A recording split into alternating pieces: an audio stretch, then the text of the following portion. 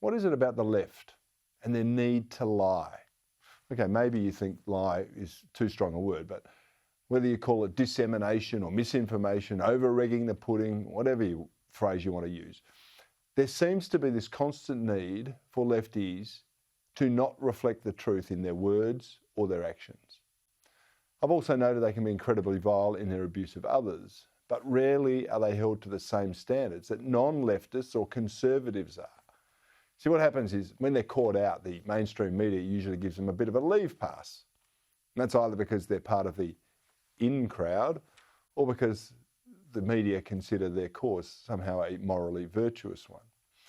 Now, for the in crowd, lefties like Lisa Wilkinson, you can actually include dubious anecdotes in your autobiography and still be considered a sensible and honest and rational voice.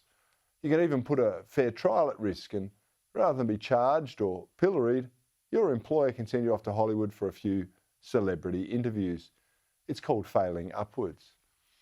And then we have celebrity political lies, the likes of American Jussie Smollett, who faked a homophobic and racial attack on himself in order to get some attention and to boost his flagging career.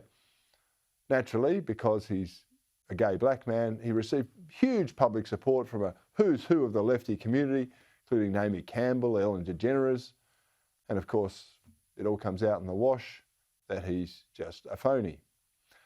But as bad as these people are, lefty politicians are among the very, very worst. There is no alarmism they aren't prepared to fuel in order to further their pet cause, usually at your expense too. Think climate change and the outrageous claims of how there are only so many days to go until it's too late to act and we're all going to cook, or how the seas are going to rise and swallow us all, or about how the poor polar bears are definitely going to be extinct this year or next year, or maybe definitely in a decade's time. I could go on and on and on. And amongst politicians, the Greens, well, they're the very worst in this space. They continually contradict themselves and hold others to different standards of account. It's like it's some sort of prerequisite for pre-selection in that vile Marxist party.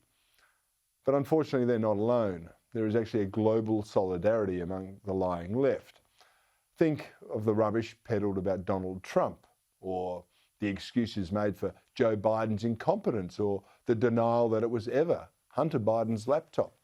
I mean, these lies were peddled both here and abroad, right around the world, in order for some grubby political advantage. Well, today we saw another couple of examples of how the left elites will manipulate almost any cause to fool you. Once again, the perpetrators were US leftists. They're politicians Alexandria Ocasio-Cortez and Ilhan Omar, two terrible lefties as far as I'm concerned. Here they are protesting against the US Constitution and pretending to be handcuffed for the cameras while being escorted away from the scene.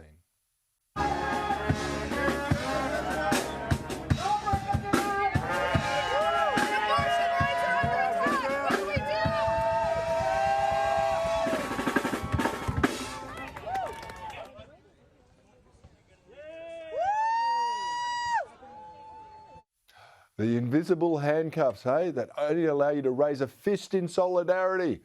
Wow, this is, arrest of a new kind. And if this journalist is actually telling the truth, then staff of one of these members of Parliament, Congress, even lied by confirming to reporters that she was in handcuffs. Now, while this happened in America, the lefty lies are a global phenomenon. And it begs the question, if their pet causes are so frightening for humanity, if their actions are so morally superior, why do they always seem to feel the need to overstate their case or to manufacture falsehoods to support it? Maybe, just maybe, it's because their claims simply don't stack up in the first place.